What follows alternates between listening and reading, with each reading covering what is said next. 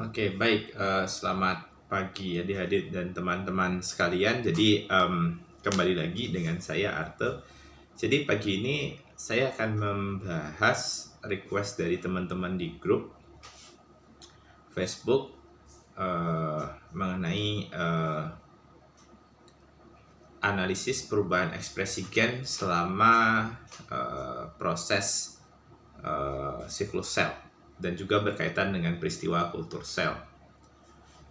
Ini saya akan berusaha untuk menjelaskan yang sangat sederhana dan sangat ringkas. Jadi memang benar-benar untuk teman-teman yang pemula. Baik, seperti kita tahu bahwa siklus sel pada secara dasar itu dibagi menjadi dua fase utama, yaitu fase pembelahan atau fase M, dan kemudian interfase, di mana pada interfase ini kemudian dibagi menjadi fase G1 atau G itu adalah growth, artinya tumbuh, ada juga yang bilang gap.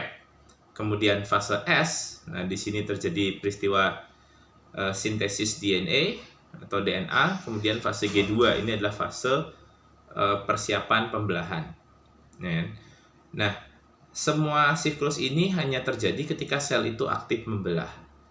Ketika sel itu tidak aktif membelah, maka dia akan keluar dari siklus dan berada pada fase yang disebut dengan fase G0. Nah, sel yang ada pada fase G0 itu dapat dipicu membelah kembali oleh adanya faktor pertumbuhan. Nah, faktor pertumbuhan ini akan merangsang sel untuk membelah kembali. Nah, di dalam tubuh, faktor pertumbuhan, misalnya adalah growth factor, itu diedarkan di plasma darah dan kemudian dapat merangsang sel untuk membelah. Nah, faktor pertumbuhan itu akan menempel pada reseptor yang ada di permukaan sel, di sini, di reseptor di permukaan sel, dan kemudian mengaktifkan serangkaian sinyal, aktivasi sinyal, yang ujung-ujungnya nanti dapat mengaktifkan enzim tertentu atau gen tertentu. Nah, salah satu akibat dari pelekatan faktor tumbuh ini adalah mitogenesis. Nah, apa itu mitogenesis? Yaitu terjadinya peristiwa pembelahan sel. Nah, selama aktivasi dari suatu faktor pertumbuhan, maka dia dapat merangsang terbentuknya protein baru. Nah, sehingga nanti kita bisa melihat apakah suatu protein itu dari ada menjadi tidak ada, atau dari awalnya sedikit menjadi banyak, atau dari awalnya banyak menjadi sedikit. Nah, bagaimana caranya? Nah, ekspresi gen, seperti yang kita ketahui, itu dapat dianalisa dari level transkripsi dan level translasi. Nah, analisis protein itu adalah kita menganalisis dari level translasi. Nah, seperti teman-teman ketahui bahwa di dalam sel, protein itu berbentuk 3 dimensi, seperti pada gambar ini. Nah, bentuk 3 dimensi ini disebabkan oleh adanya interaksi antara gugus samping dari asam amino. Nah, interaksi itu dapat berupa ikatan kovalen yang dibentuk dalam bentuk ikatan disulfida, interaksi ionik, interaksi polar-polar, ataupun interaksi non-polar. Nah, agar dapat dianalisa secara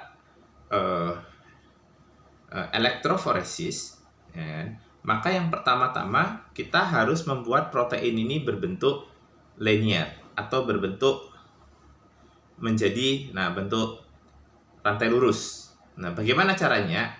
Yang pertama, ikatan antar protein ini dapat diputus menggunakan pemanasan. Nah, untuk ikatan disulfida, dia dapat dipotong dengan menambahkan suatu senyawa namanya beta-merkaptoetanol. Oke, dengan demikian maka protein akan rantainya lurus. Nah, kemudian setelah itu, ya kan, protein ditambahkan senyawa yang namanya SDS. Ini senyawa deterjen atau dikenal dengan nama panjangnya sodium deodosil sulfat yang memiliki muatan negatif. Nah, dengan adanya penempelan SDS di permukaan protein, maka protein akan menjadi bermuatan negatif, dan muatan negatif itu sesuai dengan panjang dari protein tersebut.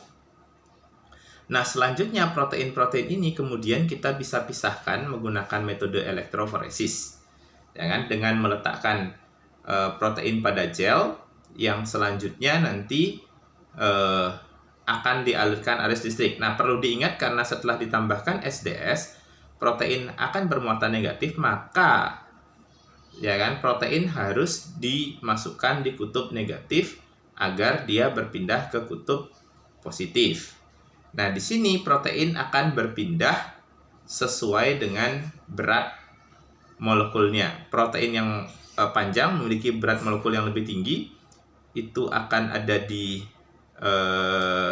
lebih lambat migrasinya. Sedangkan yang ukurannya lebih kecil itu akan bermigrasi lebih jauh. Oke, seperti gambar ini. Nah,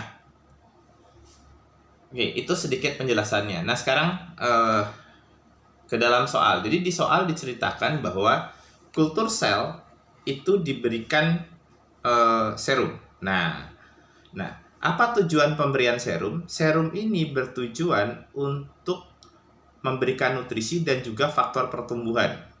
Nah, faktor pertumbuhan ini akan memicu sel untuk mengalami pembelahan. Jadi, keluar dari G0, kembali ke siklus sel, sehingga dia menjadi sel yang banyak. Nah, ketika kemudian serum dihilangkan, maka sel akan mengalami sinkronisasi ke G0. Jadi, dia tidak akan membelah lagi. Nah, jika kita tambahkan serum, maka sel akan kembali masuk ke dalam siklus sel. Nah, ketika sel berubah dari G0 dan kembali ke siklus sel, maka sel akan mengekspresikan berbagai protein, ya kan?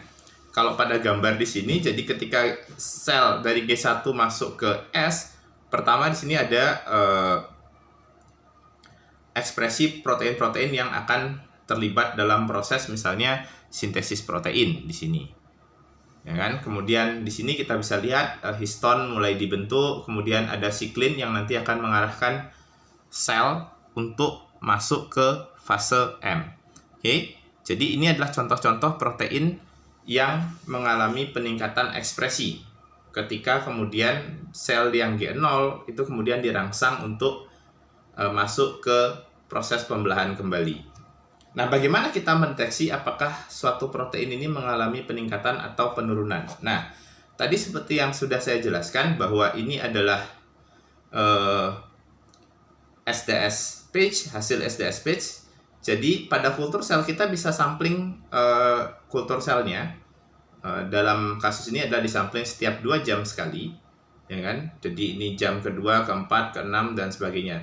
Nah, di sini kita bisa melihat, pita yang ada di sini ini adalah protein yang ukurannya lebih besar, dan di sini adalah protein yang ukurannya lebih kecil. Nah, ketebalan pita, kalau kita lihat ada yang pitanya tebal, nah ini misalnya pitanya tebal, ada yang pitanya sangat tipis. Ketebalan pita ini menunjukkan konsentrasi. Jadi semakin semakin tebal, nah ini misalnya ini tebal sekali, ini konsentrasinya sangat tinggi, sedangkan yang tipis, misalnya yang ini yang tipis sekali, ya kan? Berarti ini konsentrasinya rendah. Oke. Nah, dari data ini kita bisa melihat bahwa, ya kan, kita bisa lihat ini misalnya. Nah, protein ini tiba-tiba meningkat di 6 jam setelah pemberian faktor tumbuh. Dan protein ini mulai meningkat 4 jam setelah diberikan faktor pertumbuhan atau serum. Jadi, kalau kita lihat, kalau berdasarkan gel, protein ini meningkat selama pengamatan hampir selama 10 jam. Dan mencapai titik puncaknya itu adalah di jam ke-10. Nah, kalau kalian lihat kenapa kemudian ini menurun, nah proses penurunan ini bisa kemungkinan disebabkan oleh degradasi protein itu sendiri. Nah, kalau kita melihat dari proses tadi, ada kemungkinan akhirnya adalah bahwa fase S itu berlangsung kemungkinan besar setelah jam ke-4. Oke. Nah, apa sih yang bisa dikultur? Nah, yang bisa dikultur di sini itu macam-macam. Tapi kita bisa kelompokkan jadi dua, yaitu biasanya adalah stem cell atau sel punca atau sel kanker. Nah, sel punca pada manusia itu ada banyak jenisnya, ya kan? Mungkin yang paling terkenal untuk terapi leukemia itu adalah hematopoietic stem cell. Tapi ada juga misalnya stem cell pada kulit yang terletak di stratum basale atau di lapisan basal dari kulit. Oke, ya itu yang bisa saya jelaskan. Mudah-mudahan ini membantu menjawab kasus yang ada di grup. Sorry, saya nggak memberikan jawaban yang pasti agar kita sama-sama berpikir. Oke, saya tunggu diskusinya baik di channel ini ataupun di Facebook. Terima kasih atas perhatiannya. Bagi teman-teman atau adik-adik yang merasa video-video ini berguna, monggo atau silahkan untuk di share ataupun bisa subscribe channel ini. Terima kasih.